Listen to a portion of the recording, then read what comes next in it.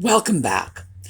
Well, today we're going to finish off with the last Bedford shopping trip.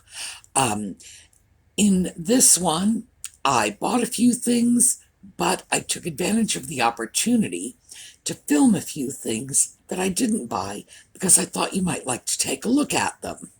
So, when we come back, we're going to Bedford.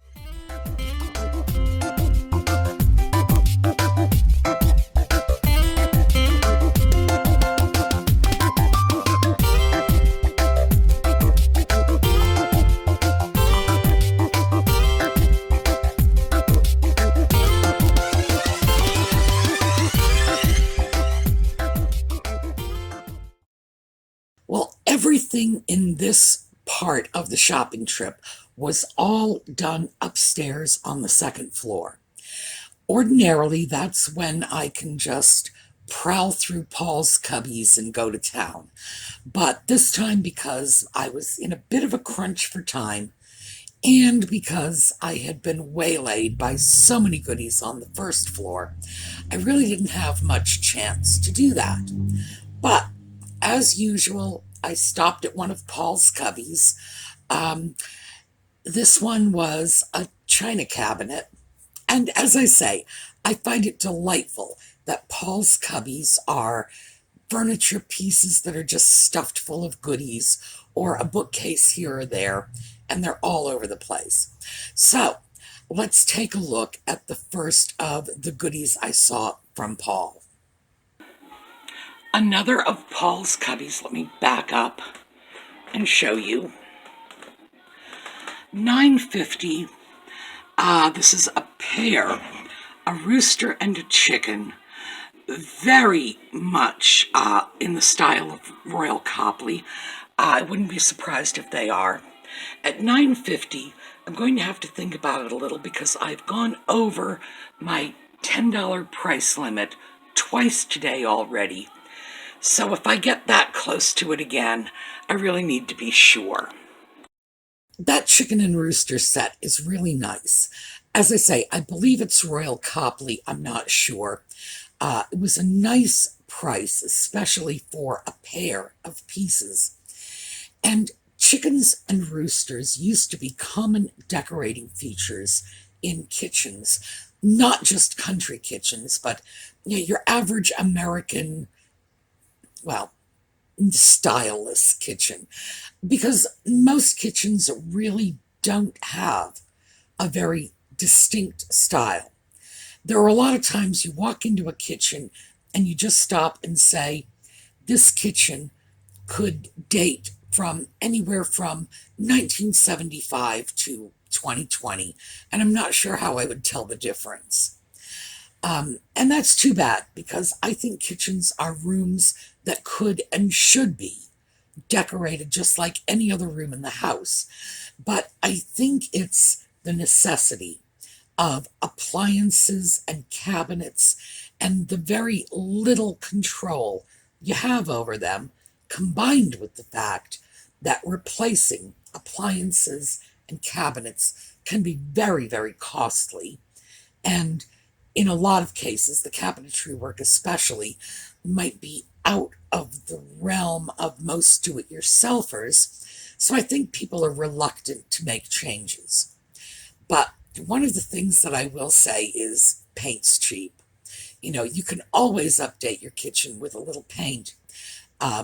There are tons of videos out there on how to effectively paint cabinets. There are a lot of tricks to it, and a good job is a good job and a bad job is sloppy. But I've so wondered about that because I've gone into kitchens and the golden oak.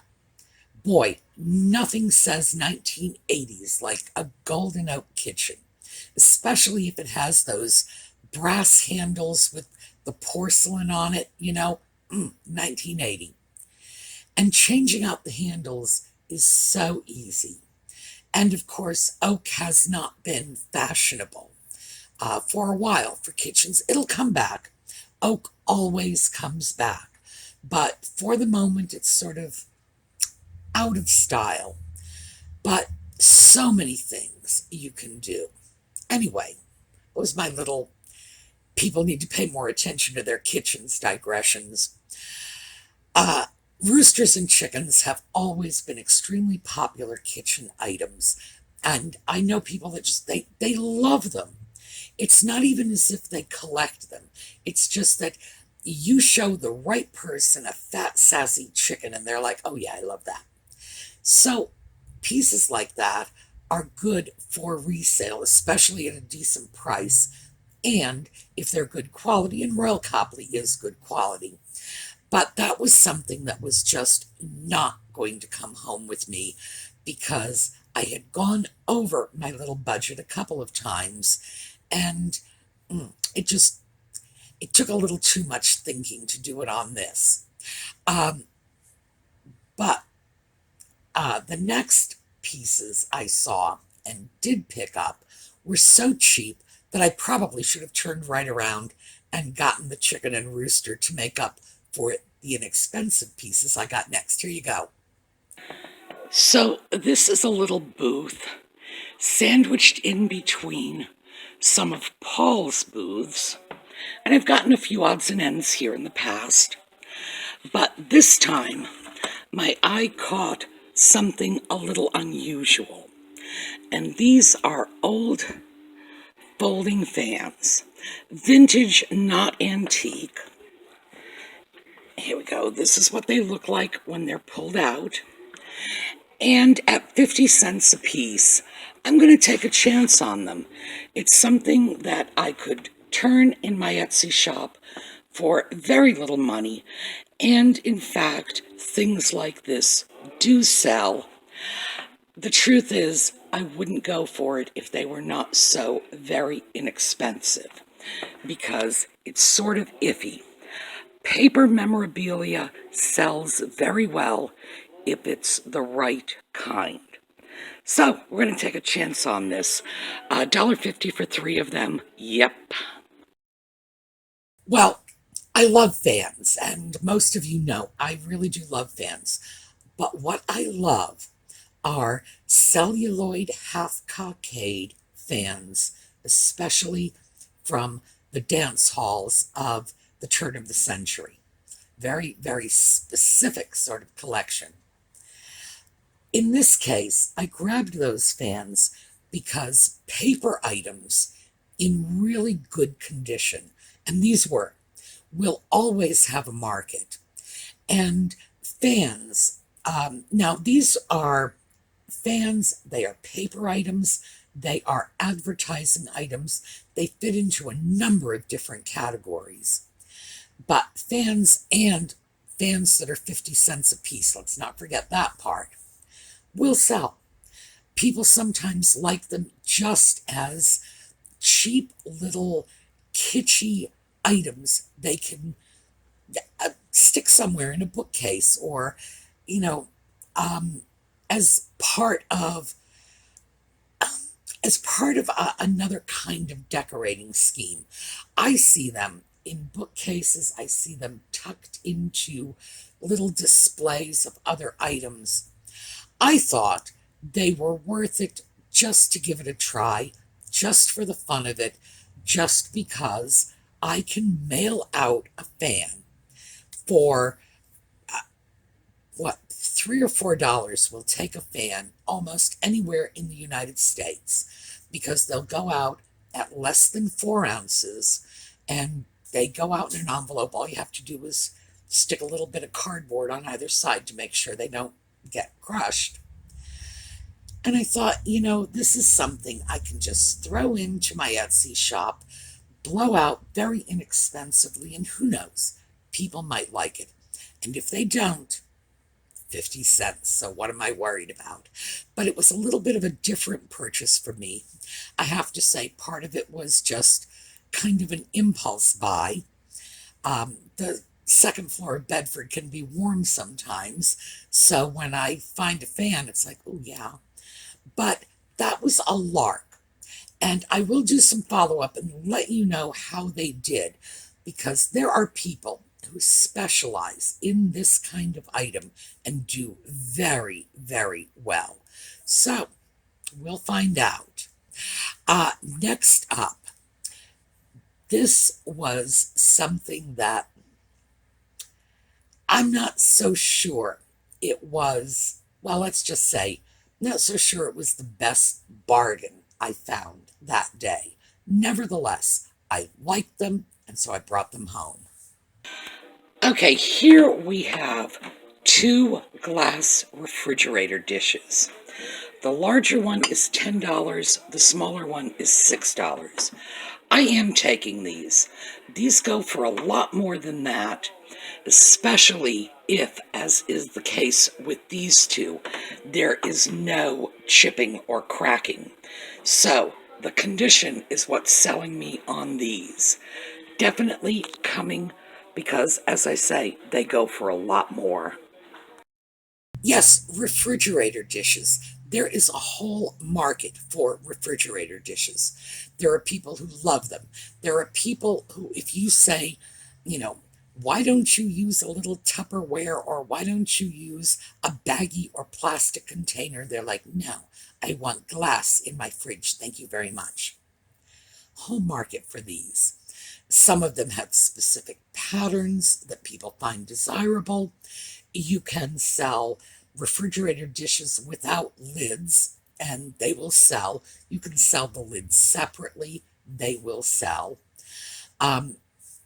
In this case, 2 for $16 was actually a decent price.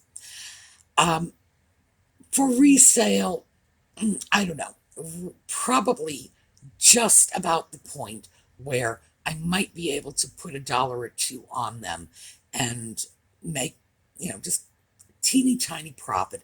I can definitely cover my costs, but boy, they just appealed to me. What can I say? And the fact that they were in beautiful condition, no chips, no cracks, that makes them much more saleable.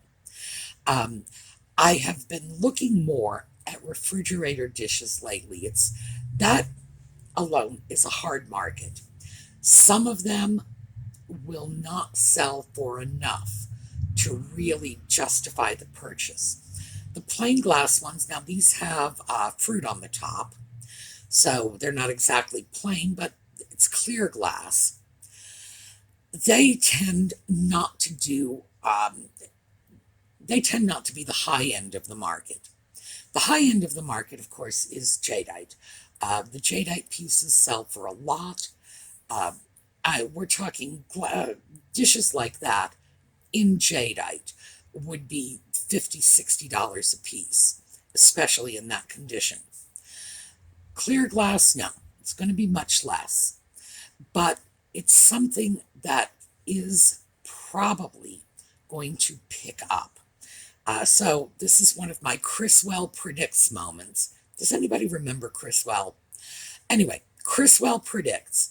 I think these are going to shoot up because people are very concerned about the chemicals used in plastic containers, especially in contact with their food.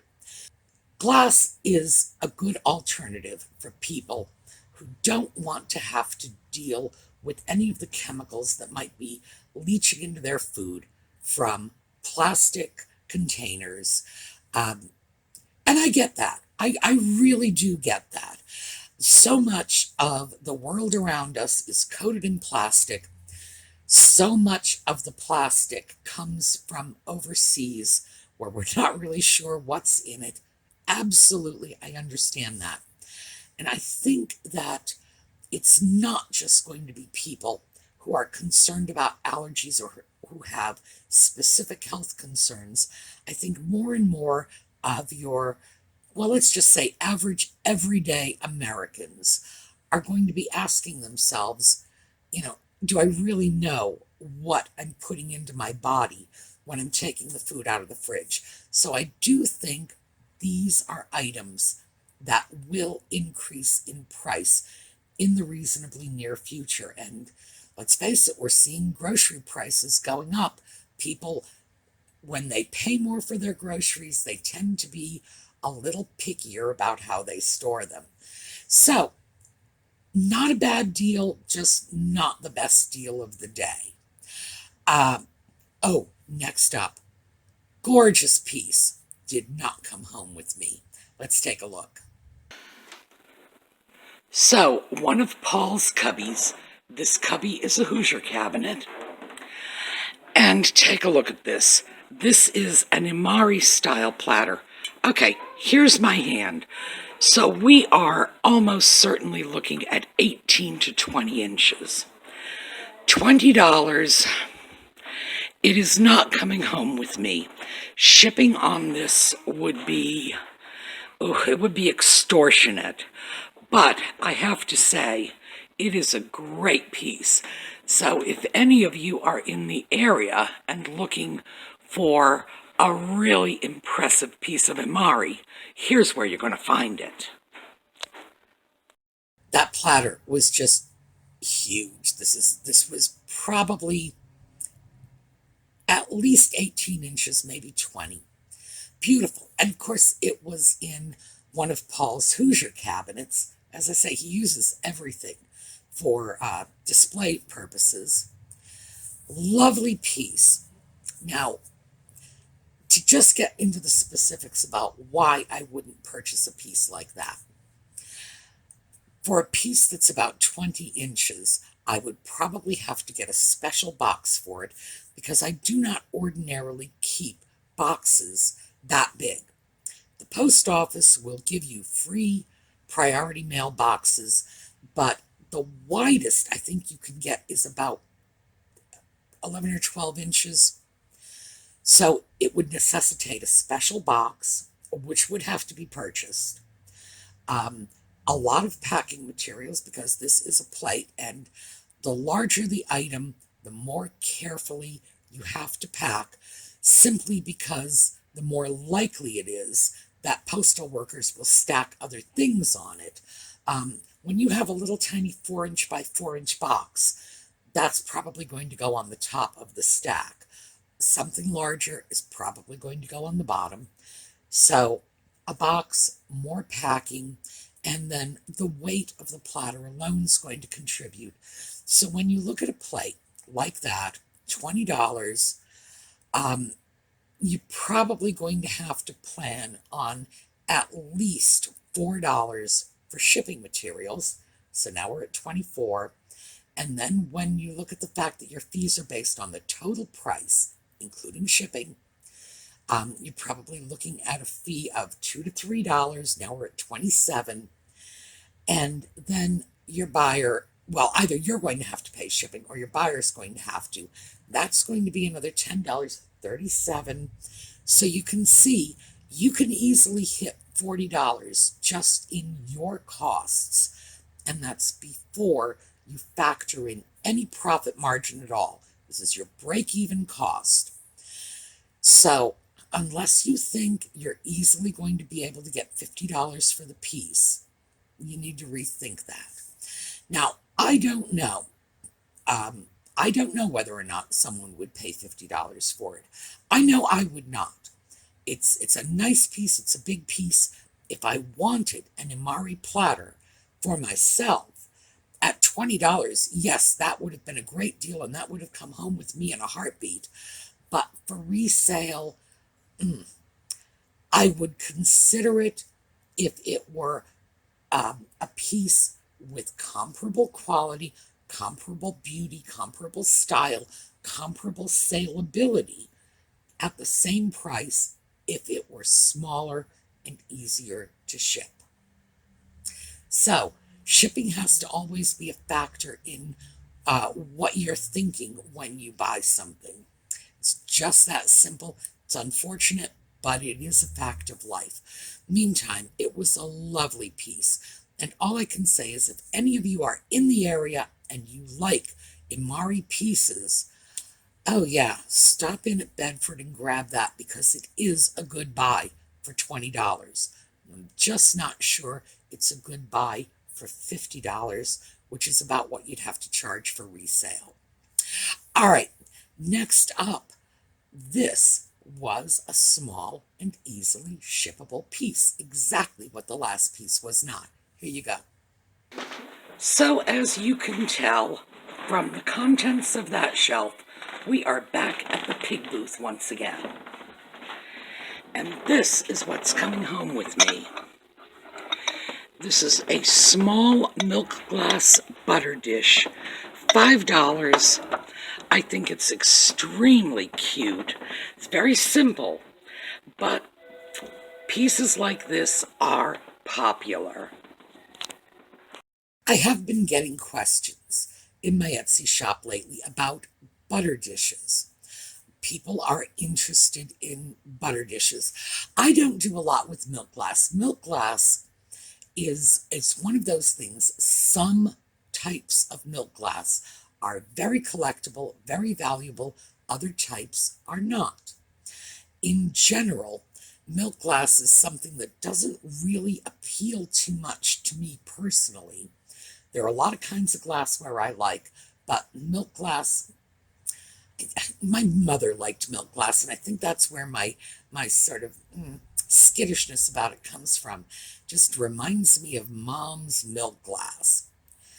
But that is a nice piece. It's a little on the small side, and small definitely has its market.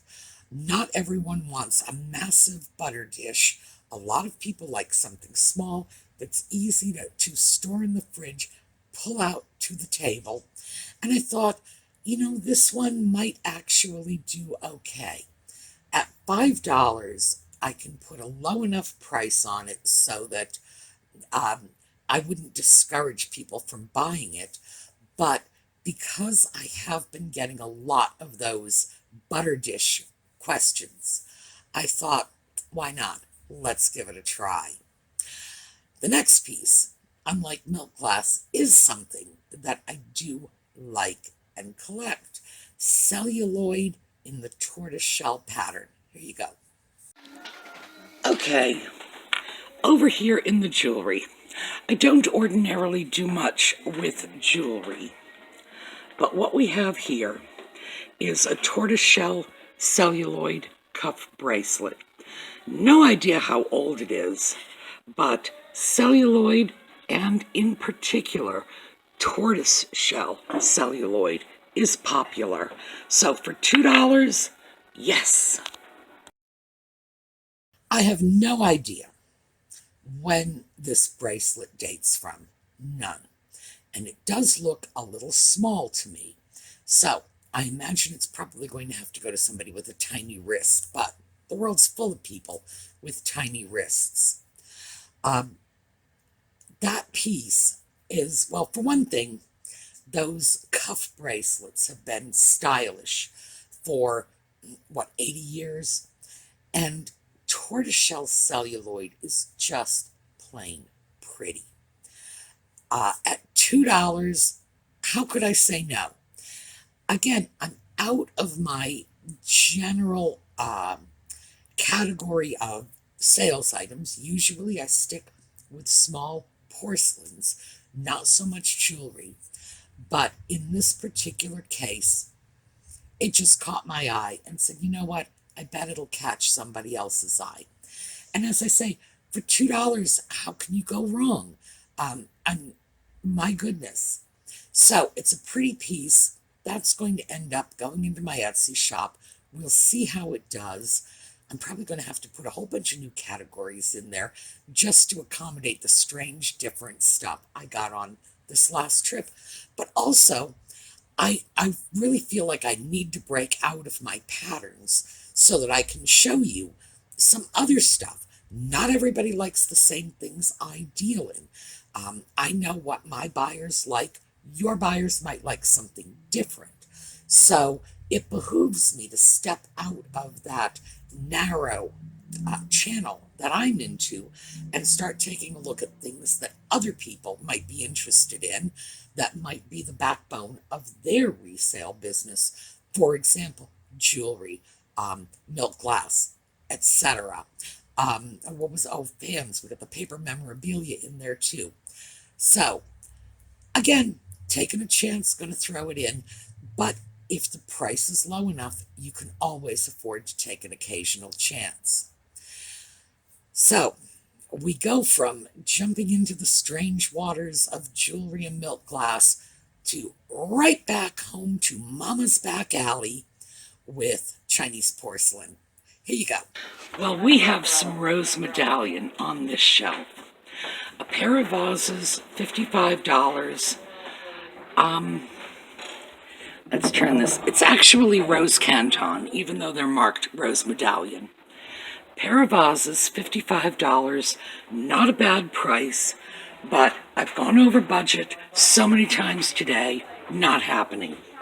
This is a punch bowl, and here's my hand. So we are looking at probably about 14 inches across. $40. That is also rose canton.